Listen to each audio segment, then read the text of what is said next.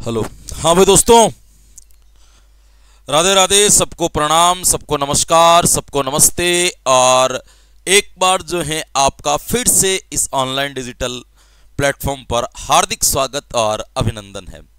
जैसा कि आप सब लोगों को पता है कि हम अधिगम के सिद्धांत पढ़ रहे थे और अधिगम के सिद्धांत के अंतर्गत अपन ने शुरू कर रखा है वाइगोत्स्की का सिद्धांत। और वाइगोत्स्की के सिद्धांत के बारे में कुछ जानकारियां अपन ने पहले से इकट्ठी कर ली थी। कल की क्लास की यदि मैं बात करूं तो कल की क्लास के अंतर्गत हमने पढ़ा था कि वाइगोत्स्की एक ऐसा विचारक था, एक ऐसा मनोवैज्ञानिक था जिसने संज्ञानात्मक विकास के अंतर्गत 3 तत्वों को सबसे महत्वपूर्ण माना था, जिसमें पहला तत्व था भाषा, दूसरा था समाज, तीसरा था संस्कृति। इनका ऐसा मानना था कि संज्ञानात्मक विकास के अंतर्गत सर्वाधिक भूमिका जो है भाषा निभाती है और एक बालक को एक से अधिक भाषा भी सिखाई जा सकती है संप्रेषण के द्वारा। ये इनका ऐसा मानना था।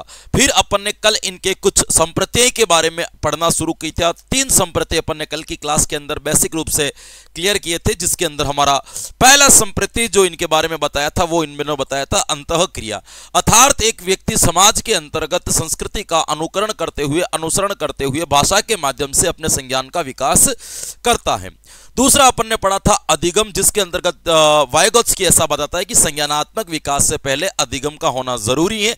और इसी के संदर्भ में मैंने आपको एक बात बताई थी कि वाइगोत्स्की एक अकेला ऐसा मनोवैज्ञानिक है जिसने ये बात कही थी कि संज्ञानात्मक विकास से पहले अधिगम का होना अनिवार्य होगा। उसके बाद में तीसरा संप्रत्यय इनका पढ़ा था वो था संज्ञानात्मकता। और संज्ञानात्मकता के अंतर्गत अपन ने पढ़ा था कि एक बालक के अंतर्गत संज्ञानात्मक विकास के जितने भी पहलू हैं वो पहले से ही समाहित होते, समाज के सामने केवल उनको वो प्रदर्शित करता है या प्रकट करने का प्रयास करता है। इन 3-4 बातों के ऊपर हमने थोड़ा सा जोड़ दिया था और फिर मैंने कहा था कि बाकी के जो संप्रत्यय हैं वो अपन आगे पढ़ेंगे।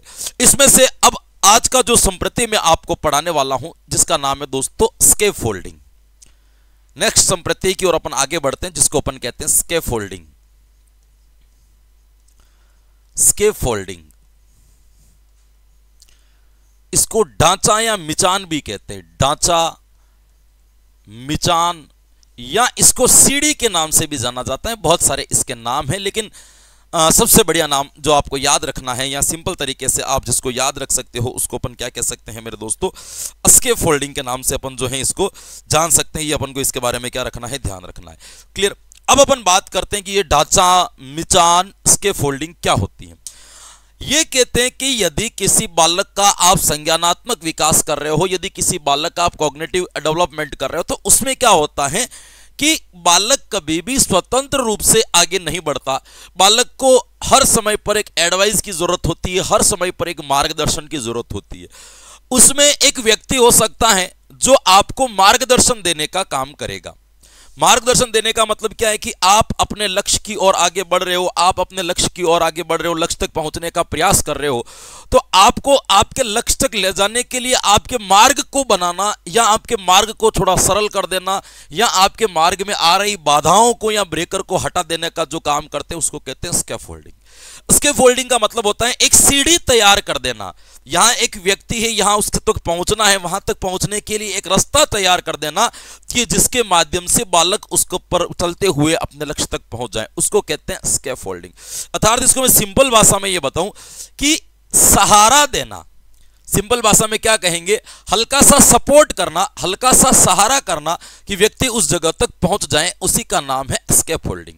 यानी कि इनका यह मानना था कि प्रत्येक बालक को अपने संज्ञान के विकास के लिए स्कैफोल्डिंग की आवश्यकता पड़ती है कि बालक स्वतंत्र रूप से जो है अपना जो विकास है वो नहीं कर सकता है, उसको किसी न किसी की स्कैफोल्डिंग की आवश्यकता होती है जो उसकी मदद कर सके, जो उसका मार्गदर्शन कर सके, जो उसका ढांचा बना सकते हैं, उसको अपन क्या कहते हैं, स्कैफोल्डिंग के नाम से जानते हैं। जैसे देखिएगा, किसी बच्चे को यदि अपन तैरना सिखा रहे हैं ना, स्विमिंग सिखा रहे हैं, तो हम क्या कर रहे हैं, एक जो कोच है वो क्या कर रहा है, वो केवल उसको बता रहा है ऐसे तरना है, इतना हाथ तेज से नहीं हिलाना है, इतना धीमे हिलाना है, इतना सर अंदर रहना चाहिए, इतना सर बाहर रहना चाहिए। केवल क्या कर रहा है, गाइड कर रहा है। कोशिश तो वो खुद कर रहा है, प्रयास उसी के ज्यादा है। यानी कि प्रयास तो सीखने वाला जो होता है वही ज्यादा करता है, लेकिन सिखाने वाले के प्रयास कम होते हैं, लेकिन उसके अंदर जो मार्गदर्शिता होती है वो अधिक होती है। यानी कि आपको ये मानना है कि सिखाने वाला जो है वो आपके सीखने वाले के लिए जो सहारे का काम करता है उसी का नाम है स्कैफोल्डिंग। मैं क्या कर रहा हूं, मैं आपके स्कैफोल्डिंग का काम कर रहा हूं, मतलब आपको एक हल्का सा सहारा दे रहा हूं, डूबते को तिनके का सहारा है ना। आपको अपने लक्ष्य तक पहुंचने हैं, जाते हुए भटक रहे हो या नहीं पहुंच पा रहे हो, तो एक सब्जेक्ट में आपके कंसेप्ट क्लियर करवाकर आपके वहां तक पहुंचने का एक माध्यम तय कर रहा हूं। तो इसका मतलब ये नहीं है कि मैं ही सर्वे सर्वा हूं या सब कुछ मैं ही कर रहा हूं। मैं क्या कर रहा हूं, मैं तो 50 घंटे 60 घंटे या 100 घंटे आपको पढ़ा करके छोड़ रहा हूं। तो क्या केवल 100 घंटे पढ़ा देने मात्र से ही आप 30 के 30 प्रश्न सही कर पा रहे हो? क्या नहीं कर पा रहे हो। उनमें 30 में से 30 प्रश्न को सही करने के लिए कई प्रकार का आपको सामर्थ्य लगाना पड़ रहा है।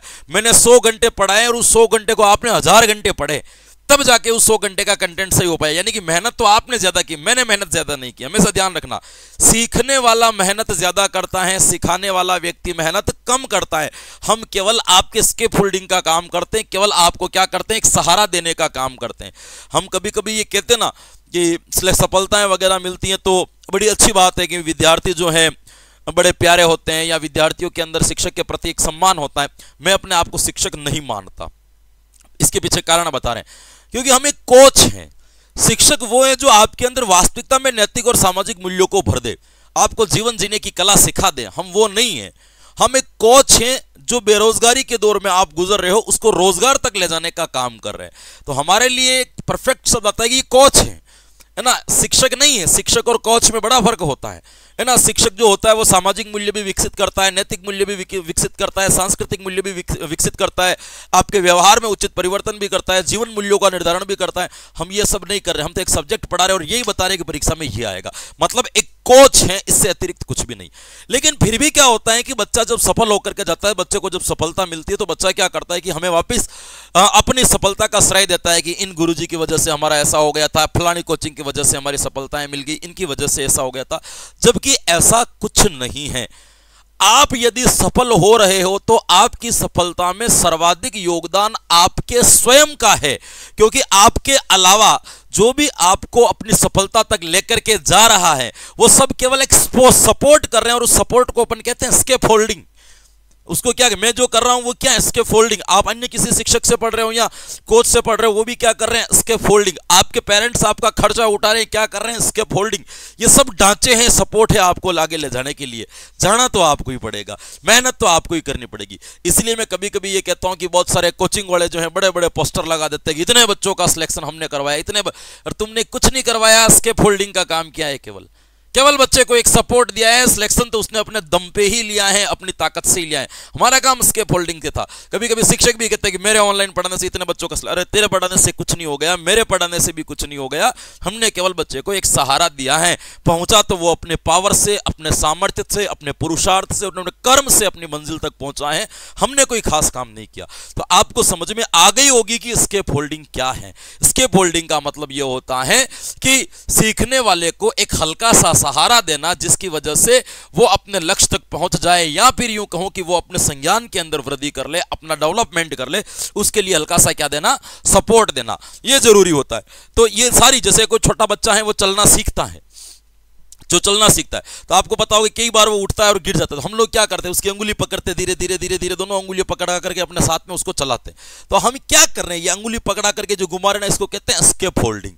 हमें लगता है कि हमने चलाना सिखाया है, तो जो अंगुली पकड़ के चलना हमने सिखाया था, आज तो हमसे बहस करता है। वो अपने आप सीखा है।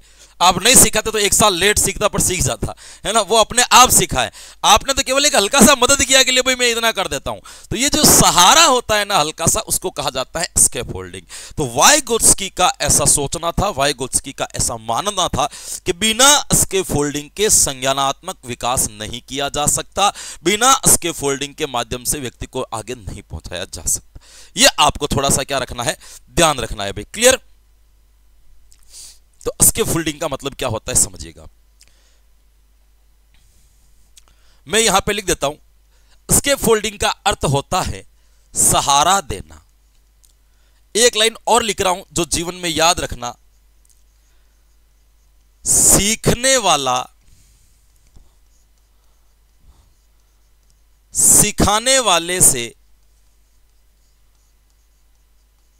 अधिक प्रयास करता है, अधिक प्रयास करता है ना। कभी आपके नौकरी वगैरह लग जाएं और आपको मीडिया वाले आकर के पूछें कि बताओ आप अपनी सफलता का संपूर्ण श्रेय किसको देना चाहते हो या सर्वाधिक श्रेय किसको देना चाहते हो जिसने आपको सफल बनाया है, तो अगर मेरे जैसा कोई विद्यार्थी हो ना तो वो सबसे पहले यही कहें कि मैं अपनी सफलता का श्रेय अपने आप को देना चाहता हूं, क्योंकि इस सफलता तक पहुंचने के लिए जितने प्रयास मैंने किए उतने प्रयास और किसी ने नहीं किए। बाकी सब ने एस्केप होल्डिंग दी, उसका मैं सबका धन्यवाद जो अदा करता हूं। तो ये हमें ध्यान रखना चाहिए टेक्निकली। तो आपको समझ में आ गया होगा कि एस्केप होल्डिंग होती है। अब आपको ये चीज ध्यान रखनी है कि ये तो हमें चीज समझ में आ गई कि एस्केप होल्डिंग का मतलब होता है सहारा देना, पर सहारा दे कौन सकता है भाई? सहारा देने के लिए किसी न किसी की आवश्यकता तो होती है। कौन सहारा दे सकता है? इसके लिए इसने एक और संप्रत्यय का निर्माण किया था। उस संप्रत्यय का नाम है MKO, यानी कि इसकी मैं फुल फॉर्म लिखूं, मोर नॉलेजेबल अदर्स।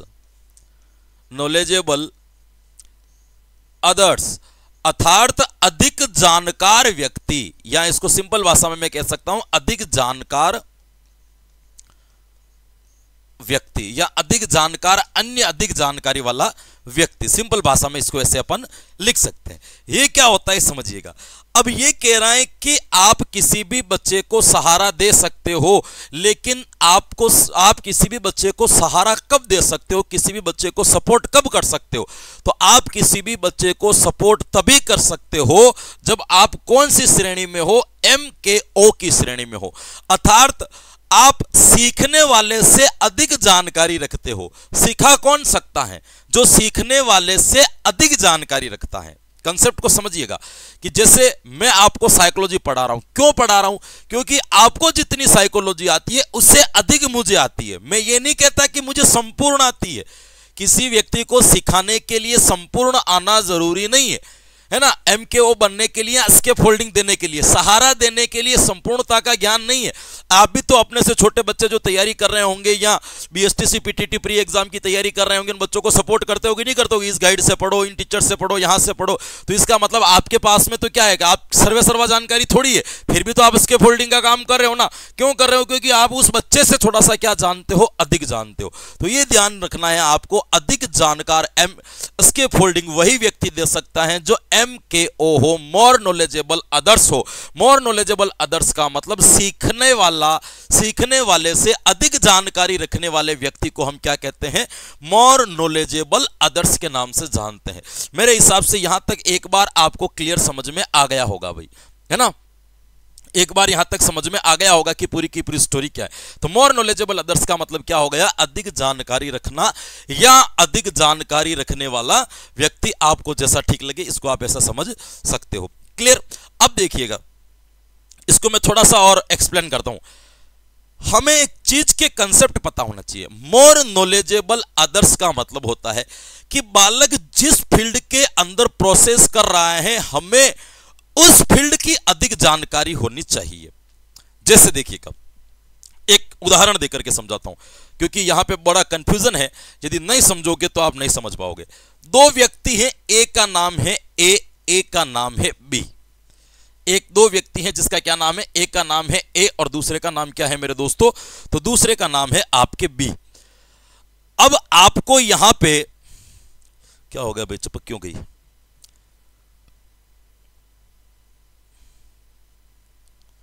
क्या हो गया? चिपक क्यों गई है? अब आपको यहां पे इस चीज का ध्यान रखना है कि ये ए जो है ना, इसको साइकिल चलाना आता है। इसको क्या चलाना आता है? साइकिल चलाना आता है, लेकिन इसको मोटरसाइकिल चलाना नहीं आता। ये बी वाला व्यक्ति है, इसको मोटरसाइकिल चलाना आता है, लेकिन इसको साइकिल चलाना नहीं आता। लेकिन इसको साइकिल चलाना नहीं आता। प्रश्न समझ में आ रहा है? सिंपल सा। एक व्यक्ति है जिसको साइकिल चलाना तो आता है, पर क्या चलाना नहीं आता? मोटरसाइकिल चलाना नहीं आता। एक ये व्यक्ति है जिसको मोटरसाइकिल चलाना आता है, पर क्या चलाना नहीं आता? साइकिल चलाना नहीं आता। अब इस बच्चे को सीखना है मोटरसाइकिल। भाई इस बच्चे को क्या सीखना है? मोटरसाइकिल। और इसको मोटरसाइकिल चलाना आता है, तो क्या ये इसको मोटरसाइकिल चलाना सिखा सकता है? मोटरसाइकिल चलाने के लिए ये स्कैफोल्डिंग का काम कर सकता है? क्या ये MKO की भूमिका निभा सकता है या नहीं निभा सकता? क्योंकि इसको तो मोटरसाइकिल चलाना आता है, लेकिन इसको मोटरसाइकिल चलाना नहीं आता। तो ये इसको गाड़ी चलाना सिखा सकता है कि नहीं सिखा सकता है? इसकी कैटेगरी मोर नॉलेजेबल अदर्स में गिनी जाएगी या नहीं गिनी जाएगी? तो दोस्तों मैं कहूंगा नहीं गिनी जाएगी। क्यों नहीं गिनी जाएगी? क्योंकि इस बच्चे के पास साइकिल का ज्ञान है, इसको अपन प्रीवियस नॉलेज कहते हैं। इसी ज्ञान के आधार पर ये क्या सीखेगा? मोटरसाइकिल चलाना सीखेगा। अब इसको तो साइकिल चलाना आता ही नहीं है, तो इसका मतलब इसके पास साइकिल का पहले से पूर्व ज्ञान तो है ही नहीं। तो इसके जो साइकिल का पूर्व ज्ञान है, इसको कन्वर्ट कैसे करेगा मोटरसाइकिल चलाने में? मोटरसाइकिल चलाना तो सिखा सकता है, लेकिन इसके पास जो प्रीवियस ज्ञान है उसका यूज कैसे करेगा? ये कर ही नहीं पाएगा। तो इसका मतलब ये मोर नॉलेजेबल अदर्स की भूमिका में नहीं आएगा, चाहे मोटरसाइकिल चलाना सिखा दे। तो समझ में आ गया है ना कि जिस फील्ड में बच्चे को आगे बढ़ाना है, उस फील्ड और उस फील्ड से जुड़े प्रीवियस नॉलेज का ज्ञान यदि किसी के पास में है, तो वही MKO की भूमिका में आएगा। बाकी कोई भी व्यक्ति MKO की भूमिका में नहीं आएगा। ये आपको क्या रखना है? ध्यान रखना है। अब जैसे मैं आपको पढ़ाते पढ़ाते कभी बड़े लॉजिकल या बड़े सिंपल से उदाहरण दे देता हूं ना, साधारण से, घर से उठा करके, जमीन से उठा करके आपको उदाहरण दे देता हूं। तो यानी कि ये उदाहरण यदि मैं दे पा रहा हूं तो क्यों दे पा रहा हूं? क्योंकि आपके प्रीवियस नॉलेज से मैं इस जो आपका नया ज्ञान है उसको जोड़ने का काम करता हूं, उसके बीच में कड़ी लगाने का काम करता हूं। यदि आप सोचो कि आपके प्रीवियस नॉलेज की मेरे पास में जानकारी नहीं और मेरे पास में नया ज्ञान कितना भी बेहतरीन हो, मैं आपको नया ज्ञान नहीं दे सकता, किसी कंडीशन में नहीं दे सकता। क्योंकि ये कारण है, मनोवैज्ञानिक फैक्टर है कि जब तक आप अपने प्रीवियस नॉलेज को ऐड नहीं करते हो, जब तक अपने पूर्व ज्ञान को नए ज्ञान के साथ में नहीं जोड़ते हो, तब तक हमारा डेवलपमेंट नहीं हो सकता, एक अच्छी शिक्षण की प्रक्रिया भी निष्पादित नहीं हो सकती और एक अच्छा कंसेप्ट भी क्लियर नहीं हो सकता। तो मेरे हिसाब से आपको MKO समझ में आ गया होगा।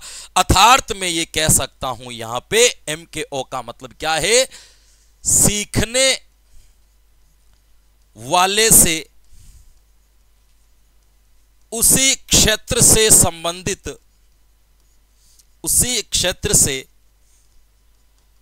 संबंधित अधिक जानकारी रखने वाला क्या कहलाएगा?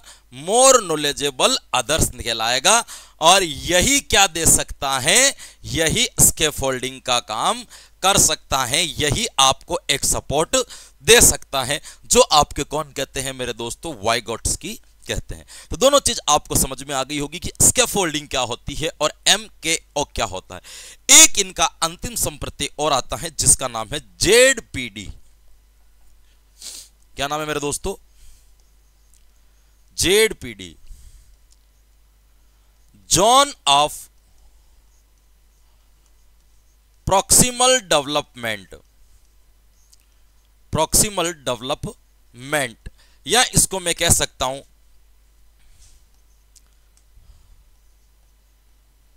निकटवर्ती विकास का क्षेत्र। निकटवर्ती विकास का क्षेत्र, ये क्या चीज होती है इसको समझने का प्रयास करते हैं कि ये अपन इस चीज को ZPD क्या चीज होती है समझिएगा। Zone of proximal development. अब यहां पे देखिएगा, जोन ऑफ प्रॉक्सिमल डेवलपमेंट को मैं आपको थोड़ा बहुत प्यारा पढ़ाता हूं। देखिएगा, यहां पे मैं एक आकृति ले लेता हूं पहले थोड़ी सी समझाने के लिए।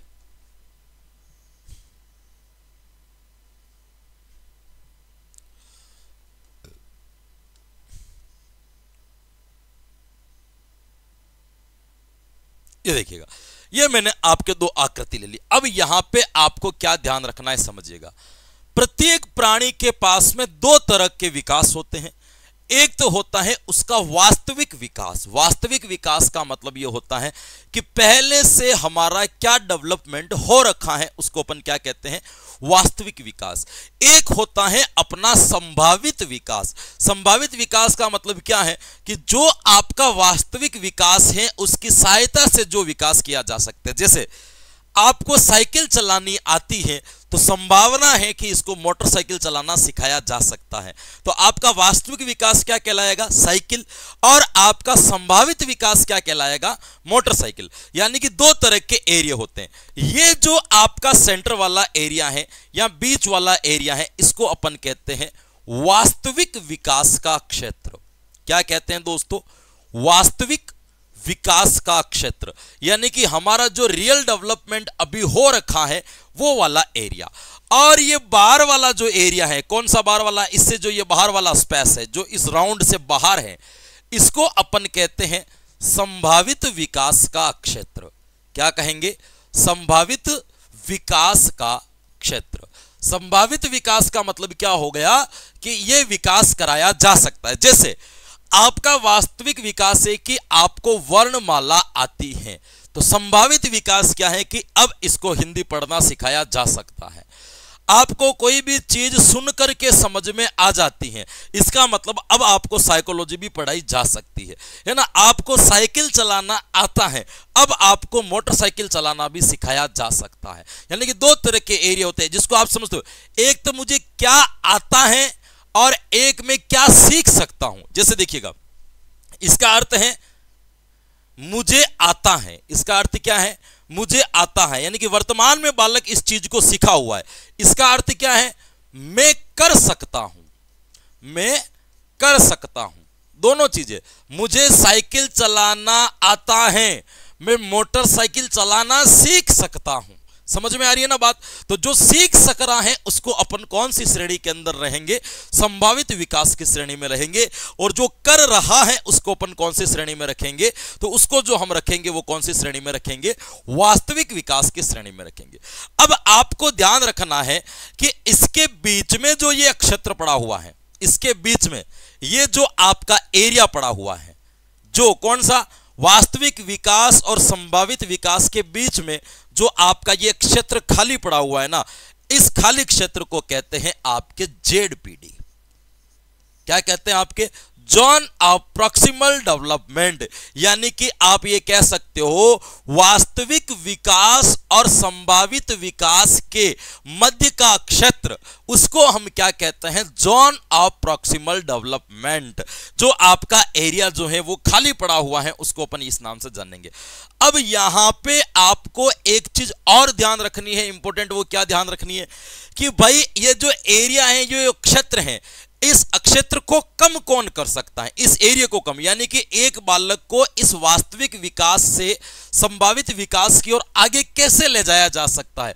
तो आपको पता है कि जो चीज आपको आती है और उसके आधार पे जो चीज आप सीख सकते हो, उस पर ले जाने के लिए आपको एक MKO की जरूरत पड़ेगी। किसकी जरूरत पड़ेगी? मोर नॉलेजेबल अदर्स की जरूरत पड़ेगी, जो आपसे अधिक जानता हो। तो मैं आपको ये कहूं कि ये जेडपीडी का जो क्षेत्र है, इसको कम कौन कर सकता है? तो इसको कम एक ही व्यक्ति कर सकता है जिसका नाम है MKO। जो आपसे अधिक जानकारी रखता हो वही आपके इस क्षेत्र को कम करेगा। कम करेगा तो क्या होगा? ये संभावित विकास आपके वास्तविक विकास के अंतर्गत ऐड हो जाएगा। और मुझे ये बताओ कि वो कम किसके द्वारा करेगा? MKO कम तो करेगा, लेकिन कैसे करेगा? तो MK इसको कम करेगा स्केप फोल्डिंग के माध्यम से। आपको हल्का सा सहारा देगा मेरे दोस्तों और वहां लेकर के चला जाएगा। उदाहरण से समझिए, आपका वास्तविक विकास है कि आपको साइकिल चलाना आता है। इससे संभावना बनती है कि आप मोटरसाइकिल चलाना सीख सकते हो। लेकिन साइकिल चलाना आता है और मोटरसाइकिल चलाना सीख सकते हो, इसके बीच में जो अंतर है इसको कौन समाप्त कर सकता है? उसको वही समाप्त कर सकता है जिसको साइकिल और मोटरसाइकिल दोनों चलानी आती हो, जिसको अपन क्या कहेंगे? MKO, more knowledgeable. वो कैसे कम करेगा? सहारा दे करके, स्केप होल्डिंग करके, हमारी मदद करके, हमारा मार्गदर्शन करके उस क्षेत्र को कम करेगा। हमें सिखाएगा कि ऐसे सीखा जाता है। साइकिल जैसे बैलेंस बनाते हैं, इसमें भी ऐसे बैलेंस बना। साइकिल में कैसे ब्रेक लगाते हैं, दोनों ब्रेक, वैसे वैसे इसमें भी साथ लगा। ऐसे करते करते वो इस क्षेत्र को क्या करेगा? कम कर देगा। तो आपको यह पता होना चाहिए कि आपको पूछ ले कि बताओ जेडपीडी क्या चीज है, जोन ऑफ प्रॉक्सिमल डेवलपमेंट क्या चीज है? तो जोन ऑफ प्रॉक्सिमल डेवलपमेंट का मतलब होता है निकटवर्ती विकास का क्षेत्र, या सिंपल भाषा में अपन बोले कि वास्तविक विकास और संभावित विकास के मध्य का जो क्षेत्र होगा उसको अपन zone of proximal proximal development कहेंगे। और इस क्षेत्र को कम कौन कर सकता है, तो मोर नॉलेजेबल अदर्स, जिसको अपन MKO के नाम से जानते हैं, वही इस क्षेत्र को कम कर सकता है। और वह किसके माध्यम से कर सकता है, तो वो स्केप होल्डिंग के द्वारा इस चीज को क्या कर सकता है, कम कर सकता है। तो ये तीनों कंसेप्ट आपको समझना होगा। क्लियर? इसके बारे में थोड़ा सा अपन यहां पे लिख देते हैं। नंबर 1 बात क्या लिखूंगा मैं यहां पे, तो ध्यान रखना, वास्तविक विकास तथा संभावित विकास के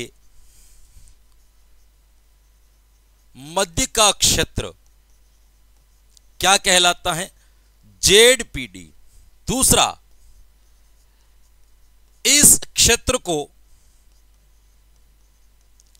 कम या समाप्त MKO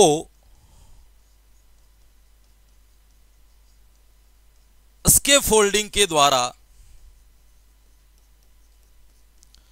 कर सकता है।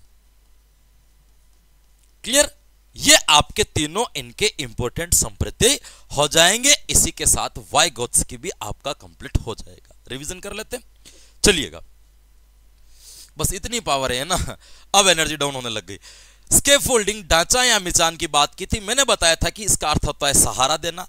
MKO के बाद बताया कि मोर नॉलेजेबल अदर्स, यानी कि सीखने वाले से सिखाने वाले के पास अधिक जानकारी होती है, तो जिसके पास में अधिक जानकारी होती है उसको MKO कहते हैं। फिर मैंने पढ़ाया आपको ZPD यानी कि जोन ऑफ प्रॉक्सिमल डेवलपमेंट। इसके अंतर्गत मैंने आपको बता दिया कि एक आपका वास्तविक विकास का क्षेत्र होता है, एक संभावित विकास का क्षेत्र होता है, उनके बीच का जो एरिया होता है वो ZPD कहलाता है। उस ZPD को कम करने के लिए MKO की आवश्यकता होती है, जो उसके फोल्डिंग के माध्यम से उसको कम कर सकता है ना। तभी बालक का एक संज्ञानात्मक विकास हो पाता है, क्योंकि बालक का संज्ञानात्मक विकास करने के लिए संभावित विकास की ओर लेकर के जाना पड़ता है। वास्तविक विकास से संभावित विकास पे ले जाएंगे तो संज्ञान की वृद्धि होगी, और वहां पे जाने के लिए MKO या स्केप फोल्डिंग का हमें सहारा लेना पड़ता है। ये इनके महत्वपूर्ण संप्रत्यय, और ये आपके एक पेज के अंदर अंदर वाइगोत्स्की 100% कंप्लीट।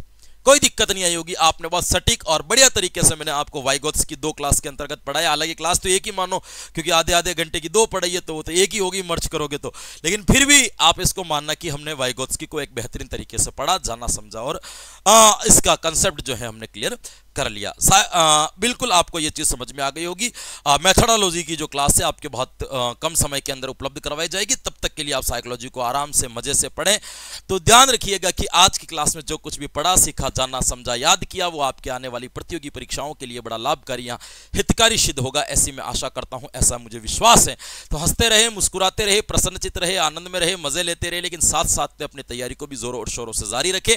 कल फिर मिलेंगे कुछ नए कंटेंट के साथ में, तब तक के लिए मुझे दीजिए आज्ञा। Thank you so much. Radhe Radhe and जय हिंद।